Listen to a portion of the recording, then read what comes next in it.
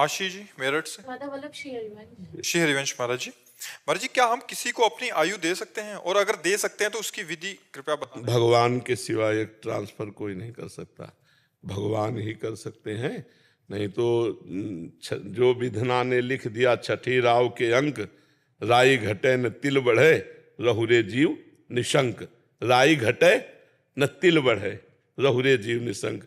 यदि ऐसा कुछ होता तो वशिष्ठ जी जैसे महापुरुष सदानंद जनक जी के यहाँ इतने बड़े महाविराजमान, सब ब्याह लगन पत्रिका सब, लेकिन दशरथ जी का मरण, राम जी का 14 वर्ष वनवास जाना, सिया जी का हरण, बड़ी बड़ी विपत्तियां, बड़े बड़े। अब सोचो जहां कोमल गद्दों पर चरण रखने में चोट लगने की संभावना थी, उन सिया जी और राम जी को नंगे पैर 14 वर्ष वनवास, कंकड़ कांटे के कितना कष्ट पड़े। हाँ, हम तो कह दिया केवल 14 वर्ष वनवास, 14 दिन वन में रहना पड़े तो पता चले कितने बड़े बड़े मच्छर, कितने कीट पतंगे, क्या क्या सब कष्ट सहना पड़ा भगवान को। तो सुनो भरत भावी प्रबल, बिलख कहो मुनिनाथ, हानि लाभ जीवन मरण जस अपजस विधि हाथ। ये किसी के हाथ में नहीं, ये विधान के हाथ में है। ऐसा होता तो अपने प्यारे की आयु बढ़ा देते कि भाई हम मर जाते तुम जी लो, लेकिन ऐसा नहीं है। जिसकी जितनी आयु है उतना ही जिएगा, इसके बाद लाख उपाय करो मर जाएगा जी। महाराज जी कुछ अच्छा होता तो प्रभु की इच्छा होती है, कुछ बुरा होता तो किसकी इच्छा होती है? आपकी वासना, आपकी वासना। दुर्वासना मम सदा परिकर्षयन्ति। जो पूर्व जन्म की हमारी वासनाएं हैं वो हमारी बुद्धि में ऐसे आकर्षित करती हैं कि हम जानते हैं गलत है, फिर भी हम गलत कर बैठते हैं। और जब हमारे हृदय में कोई भागवतिक कार्य करने तो उसमें भागवतिक बल होता है, भागवतिक कृपा होती है, तभी वो पूरा होता है। नहीं तो हमारी क्षमता नहीं कि पूरा कर सके। नहीं, आपकी क्षमता हो तो हम एक काम देते हैं, 1 घंटा केवल राधा राधा बोलिए, मन कहीं जाने ना पावे। 1 दिन का केवल काम है, 24 घंटे में 1 घंटा केवल राधा नाम बोलिए और मन कहीं जाने ना पावे, तो तुम्हें बहादुर मान लेंगे कि तुम कुछ कर सकते हो। तुम कुछ कर सकते हो तो बुरा कर सकते हो, और अगर कहीं भला हो सकता है तो भगवान के बल से होता है। नहीं, करके देखो, कोई भी करके देखो। हमें बहादुर, तुमको हम वीर बहादुर मानेंगे? ईमानदारी से भगवान को साक्षी करके बैठ जाओ और 5 मिनट केवल टिक जाओ एक जगह, तो हमें बताना। अंदर की बहादुरी है, बाहर की फायरिंग कर लो, लाठी चला लो, ये सब कर सकते हो, लेकिन एक बिंदु पर 5 मिनट टिक जाओ तो तुम्हें महावीर समझे। मन को रोक ले वही महावीर है। तो साधु महात्माओं के सामने जो नमन करते हो, इसी बात का नमन करते हो कि भगवान के बल से इन्होंने निर्विकारता प्राप्त की, विकारों को त्याग किया और अपने चंचल मन को अचंचल करके भगवान में स्थित कर दिया। नहीं तो क्या है, तुम्हारा पंचभौतिक हमारा पंचभौतिक शरीर, तुम्हारे कपड़ा हमारे कपड़ा, रंग बिरंगे कपड़ा से कोई थोड़ी फर्क पड़ता है। स्थिति को नमस्कार करते हैं हम, उस पद को नमस्कार करते हैं जहां हम फिसल गए। सबसे बड़ा वीर वही है जो अपने मन को लक्ष्य पे रोक दे, और ये भगवान के बल से होता है। आप वृंदावन आए भगवान के बल से, आपको मनुष्य शरीर मिला भगवान के बल से, आप रामकृष्ण हरि बोल सकते हैं भगवान के बल से, आप किसी का भला कर सकते हैं भगवान के बल से, आप बुरा कर सकते हैं अपने बल से। भगवान के बल को प्राप्त करने वाला कभी बुरा कर ही नहीं सकता, क्योंकि भगवान मंगल भवन अमंगल हारे। तो अमंगल कार्य भगवान के बल से कैसे हो सकता है? हो ही नहीं सकता। इतने महापुरुष ने जन्म लिया भारत की धरती पे, फिर भी इतने ज्यादा। अरे भगवान ने जन्म लिया यार, तुम महापुरुषों की बात कर रहे हो। भगवान ने स्वयं जन्म लिया। तो ये ऐसा है जैसे आंधी आई, झाड़ू पोछा लगाया, फिर आंधी आई, फिर झाड़ू पोछा लगाया, ऐसा है। बड़े बड़े महापुरुष प्रकट होते, माया गंदगी फैला देती, वो झाड़ू पोछा लगाते चले जाते, फिर वो गंदगी फैलाते, फिर आए, फिर झाड़ू पोछा लगाए, फिर चले गए। और यहाँ ऐसे ही हो रहा है, बार बार आते हैं। एक बार झाड़ू पोछा लगने के बाद क्या तुम्हारा मकान सदा के लिए पवित्र बना रहेगा क्या? अरे हमें रोज करना पड़ेगा और 2 टाइम करना पड़ेगा, तब फ्रेश रहेगा, नहीं रहेगा। तो ऐसे ही अवतार होते रहते हैं। कभी रामकृष्ण परमहंस जी प्रकट हुए, कभी अमुक प्रकट हुए, कभी अमुक प्रकट हुए। महाराज के पूरे भारत को पवित्र कर दिया, महाराज के अपने प्रांत को पवित्र कर दिया, अलग अलग प्रांतों में प्रकट हुए। झाड़ू पोछा लगाने का मतलब बुद्धि को शुद्ध करना। अब जैसे इस समय भगवान एक निमित्त बना दिए, अब चर्चा हो रही, हजारों लोग अपने दोस्त छोड़ करके भगवत मार्ग में चल रहे। ये कोई हमारा प्रभाव थोड़ी, हम तो यहाँ बैठे हैं इतने इतने के अंतर्गत। ये भगवान का प्रभाव, किसी को भी निमित्त बना करके करते कराते वो आप है। अपने जनों को, अच्छा हम चले गए दूसरा आ जाएगा, ये उनकी सृष्टि, झाड़ू पोछा लगाने वाला आ जाएगा, सबके माइंड को पवित्र करने वाला। और जिस दिन ऐसा नहीं होगा उस दिन जो गंदगी बढ़ेगी देख लेना। जब संत नहीं रहेंगे भगवान के, फिर देख लेना, फिर भाव भ्रष्टाचार सब संसारा। आज जो आप सुधर रहे हो, कितने माताएं बहनें भाई बंधु नशा छोड़कर, गंदे आचरण छोड़कर राधा नाम जप रहे हैं, भगवान के मार्ग में चल रहे हैं, ये भगवान के बल से होता है। अपने बाप का कहा तो कोई मानता नहीं, बाबा जी का कहा क्या मान लेगा, है नहीं, भगवान के बल से। भगवान का प्रभाव ये, ऐसी स्थिति में भी हमें सिंह की तरह दहाड़वा रहे हैं, ऐसी स्थिति में भी हमने लोक कल्याण करवा रहे हैं, ऐसी स्थिति में भी जब हम अपने जीने लायक नहीं है तो हमें दूसरों के जीने का रास्ता पुष्ट करवा रहे हैं। ये भगवान का बल है। महाराज जी, जब कोई आपसे जाके मिलता था तो मैं कहता तो मान लीजिए स्वास्थ्य कैसा, लेकिन आज आपको देख के नहीं पूछा स्वास्थ्य कैसा। महाराज जी, हमें क्या करना चाहिए कि जिसमें हमारा मन लगे? भक्ति में बहुत बार ट्राई किया है लेकिन मन शांत नहीं रहता। एक ट्राई कर लो, राधा राधा राधा राधा लिखो, राधा मानस पटल के सामने लिखो, राधा राधा। ट्राई करते करते खुद राधा तत्व प्रकाशित हो जाएगा। आप देखो तो कर साथ कुछ और ना करें तब भी चलेगा, कुछ ना करें। यही हम यही तो कह रहे, बड़े बहादुर हो, 5 मिनट टिक के तो दिखाओ, एक जगह 5 मिनट टिक के दिखाओ। मन को आप 5 बार राधा बोलोगे, ये गायब हो जाएगा, देख लेना। राधा राधा राधा आराम से बोलो और फिर पकड़ो, देखो कहाँ गया। राधा में नहीं होगा, कहीं और जगह होगा। पकड़ना। और महाराज जी ऐसा ही करते रहे तो एक दिन काबू, एक दिन, हाँ बिल्कुल आ जाए। अब जैसे अपने लोग हैं, ऐसा थोड़ी है कि मतलब 5 मिनट में भाग जाएगा। जहां लगा दिया, बचपन से लगाए रहे, तो जहां लगा दिया घंटों उसी में लगा रहेगा। ऐसे थोड़ी कि तरंग मार रहा है। और अगर विचार जा रहे हैं, अगर मुख से प्रारंभिक अवस्था में अगर करते रहे तो हाँ, तो वो विचार शांत हो जाएंगे, आगे चलकर उसका मन एकाग्र हो जाएगा। विचार तो तब तक चलते रहते जब तक मलिनता रहती, और जब मलिनता हटी तो बस जैसे दीवाल घड़ी का सेल चलो तो सेकंड की सुई सेकंड की, मिनट की, घंटा में ऐसे जहां लगा दिया बिल्कुल वहीं स्थित।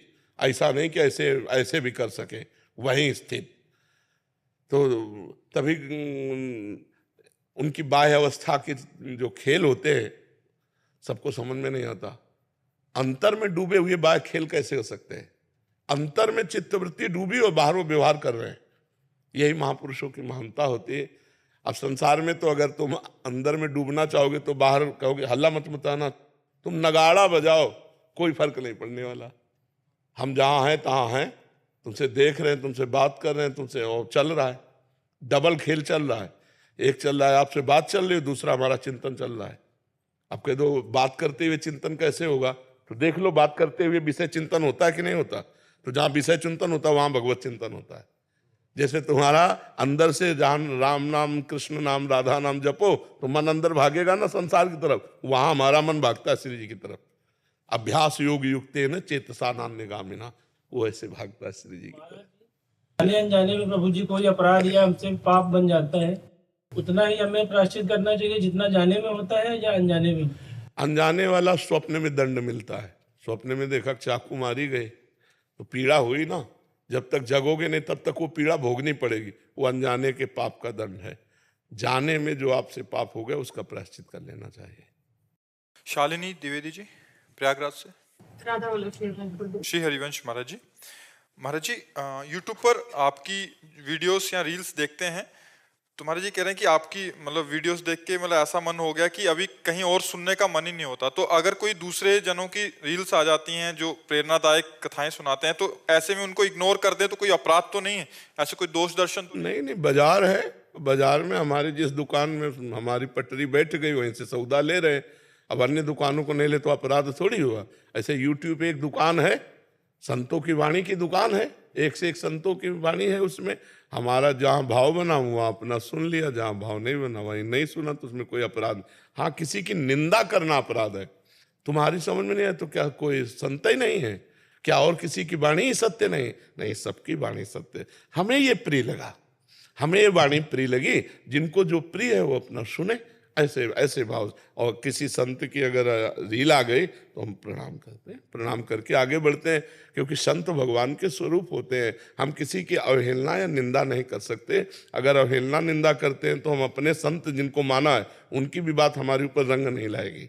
रंग तभी लाएगी जब सब संत होंगे। चार जुगन के भक्त जे इनके पद की धूरी, सब संत। देखो भगवान ने जितना जितना पावर दिया उतना ही प्रकाश है। 0 पावर में भी वही बिजली है, और 1000 पावर में भी, 2000 में भी वही बिजली है। तो ऐसे ही भगवान ने जिसको जितना ज्ञान दिया उतना ही भूलेगा। हमें जहाँ पसंद है वो हम सुन लेते हैं, और सुन के जब चलेंगे तो वहीं पहुँच जाएंगे जहाँ जाना है। भगवान के पास जाना है, भगवान को प्रसन्न करना है, अच्छे आचरण करने, सुख में जीवन व्यतीत करना है। यही संतों की वाणी से शिक्षा मिलती है। प्रियंका जी मुंबई से। राधा वल्लभ श्री हरिवंश महाराज जी। महाराज जी, ईश्वर का ज्ञान बड़ा है या ईश्वर का प्रेम प्राप्त करना बड़ा है? अपने हृदय में ईश्वर का बिन जाने न होए प्रतीति, बिन प्रतीत होए नहीं प्रीति। बिना ज्ञान के प्रेम हो जाएगा क्या? जब तक हम आपको जानते नहीं हैं तो आप पर प्रतीत विश्वास नहीं होगा, फिर आपसे प्रेम कैसे होगा? तो अगर हम कहें कि प्रेम बड़ा है तो बिना ज्ञान के प्रेम कैसे हो जाएगा? आप कौन हैं, आपका स्वभाव क्या है, आपका प्रभाव क्या है, आपकी महिमा क्या है, ये जब हम जानेंगे ना तभी तो आप पर विश्वास होगा, तभी आपसे प्रीति होगी। तो ज्ञान अति अनिवार्य है। बिना ज्ञान के शुद्ध प्रेम नहीं होता। जब ये ज्ञान हो जाता है कि सब में हमारा प्रभु विराजमान है, ये क्रूरा अपि पापिनो न च सताम संभाष्य दृश्याश्चे सर्वान वस्तुतया निरीक्ष परम स्वाराध्य बुद्धिर्मम। मेरे आराध्य देव भगवान ही सब रूपों में विराजमान है। पहले ये ज्ञान होना अति अनिवार्य है। इस ज्ञान के बाद आवागमन चक्र से मुक्त हो जाता है, तब वो प्रेमी होता है। जो बंधन मुक्त होता है तब वास्तविक में प्रेम होता है। ये 2-4 बूंद आंसू गिर जाना है प्रेम का लक्षण नहीं है। प्रेम का लक्षण है अपने प्रीतम की जो शोभा है, जो रूप गुण माधुरी, वो हृदय में, मन में, बुद्धि में, नेत्र में, आम में, सब में समा जाए। पी मूर्ति नयनन बसे तेहि रस रहाय समाये। ये लक्षण सुन प्रेम के और न कछु सुहाय, और न कछु सुहाय फिरे अपने रस मातो कुटुम देह ते जाए। छूट सब ही विधि नातो एकमात्र भगवान के प्रेम में मत वाला वो प्रेमी तभी हो सकता है जब उसे ज्ञान हुआ है। ये संसार भगवान का स्वरूप है, इसमें भगवान के सिवा कोई नहीं है। जो भी है वो मिथ्या है। ब्रह्म सत्यम जगन मिथ्या। ये ज्ञान होने पर ही वास्तविक भगवान से प्रेम होता है। और प्रेम हो गया तो ज्ञान सार्थक। अगर ज्ञान और प्रेम दोनों जीवन में नहीं तो फिर पशु जीवन है।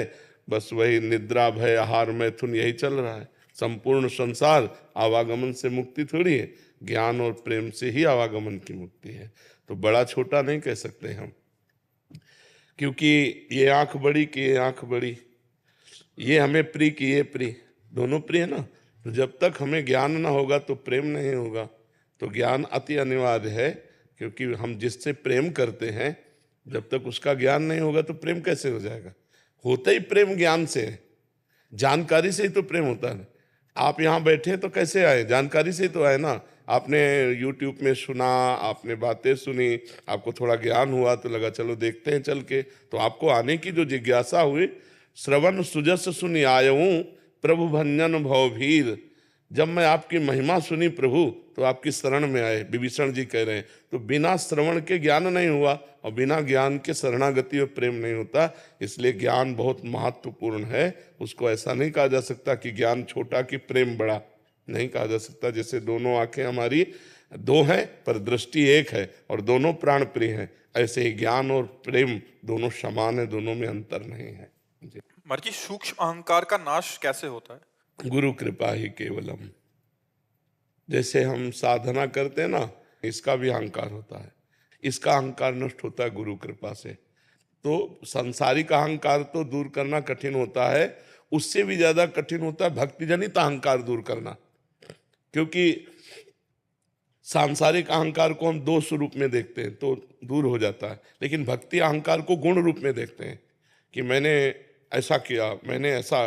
ये जो सूक्ष्म अहंकार मैंने, इसका ना अहंकार का नाश गुरु कृपा से होता है।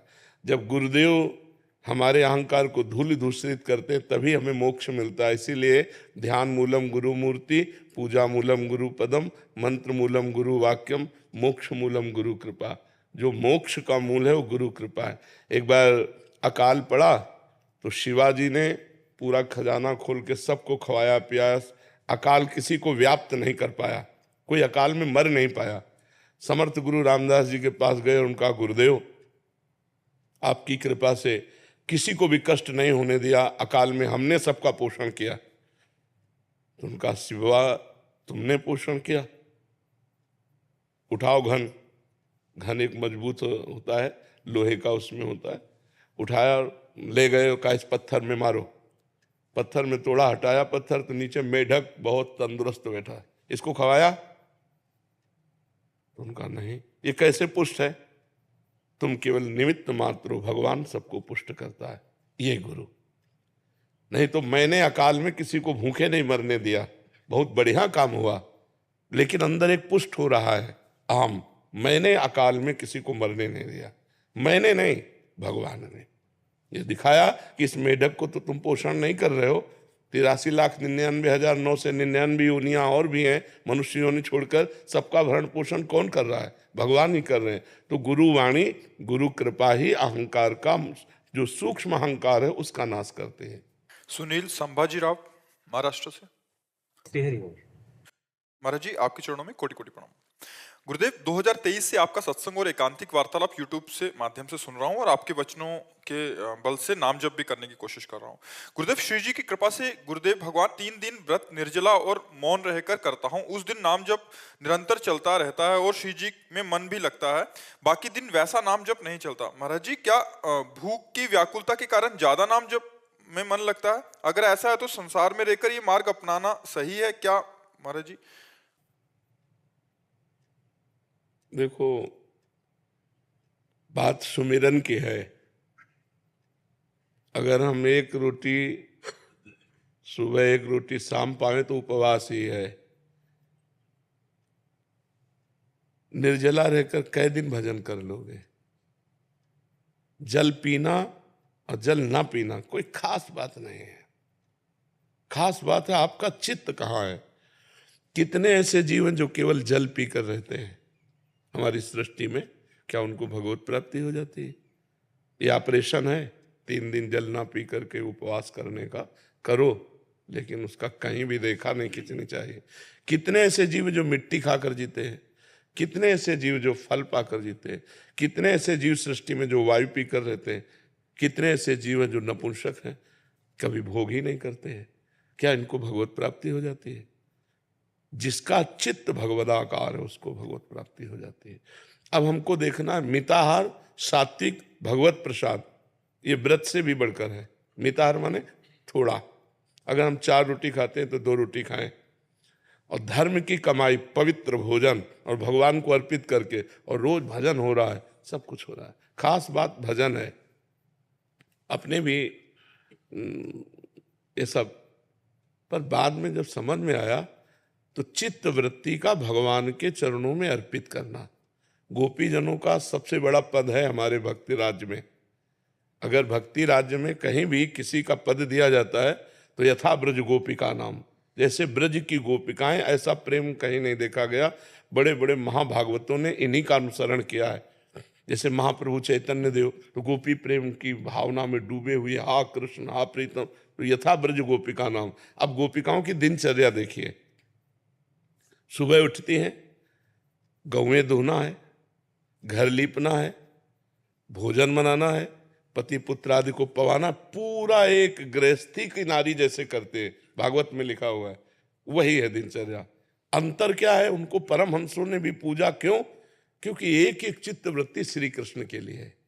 क्रियाएं बाहरी संसारी हैं, श्रृंगार संसारी है, लेकिन अंदर का अनुराग श्री कृष्ण से है। मुरारी पादार्पित चित्त वृत्ति, एक एक वृत्ति, जैसे समुद्र में तरंगें उठती हैं, ऐसे चित्त में वृत्तियां उठती रहती हैं। हमारी हर वृत्ति संसारिक उठती है, और अगर हर वृत्ति भागवतिक होने लगे, बस यही साधना का लक्षण है, चित्त वृत्ति भागवती को होने लगे। दुर्वासा जी दूब का रस केवल पीते हैं, अम्बरीश जी चक्रवर्ती सम्राट है, नवीन नवीन रानियां, हर भोग हर सामग्री। दुर्वासा जी तप में अहम है। अम्बरीश जी कृष्ण सावई मना कृष्ण पदारविंदयो, भगवान के चरणों में। तो जब भगवान की सभा में देवर्षि नारद जी ने गान किया कि मृत्यु लोक में इस समय सर्वश्रेष्ठ महान भक्त श्री अम्बरीश जी महाराज, तो दुर्वासा जी को जलन हुई कि वो चक्रवर्ती सम्राट, अच्छी पोशाक पहनता है, सिंहासन पर बैठता है, रानी है, प्रजा है, सुख वैभव है, हमारा नाम क्यों नहीं लिया गया? दूब का रस पीता हूं, वलकल की लंगोटी लगाता हूं, महान तप से संलग्न हूं, देखता हूं कैसा अम्बरीश है। अब उनको अपराध ढूंढने में तो कोई मिला नहीं। द्वादशी पारायण का समय जा रहा था, तो ब्राह्मणों से पूछा, विद्वानों से, ब्रह्म ऋषियों से, तो उन्होंने बताया भगवान का चरणामृत जलपान कर लेना, पारायण भी माना जाएगा और अतिथि सत्कार में कोई विघ्न भी नहीं होगा, क्योंकि आपने अतिथि दुर्वासा जी को किया है। वो पान ही किए, बस आ गए। दुर्वासा जी को तो दोष देखना था। उनका बहुत बड़ा तू भगत बनता है, अभी मैं तुझे दंड देता हूं। और भारी क्रोध करके उन्होंने कृत्या प्रकट कर दी मारने के लिए। अम्बरीश जी ऐसे ही खड़े रहे, दैन्यता की मूर्ति। भगवान के सुदर्शन चक्र ने प्रकट होकर कृत्या को नष्ट किया और त्रिभुवन में दौड़ाया दुर्वासा जी को।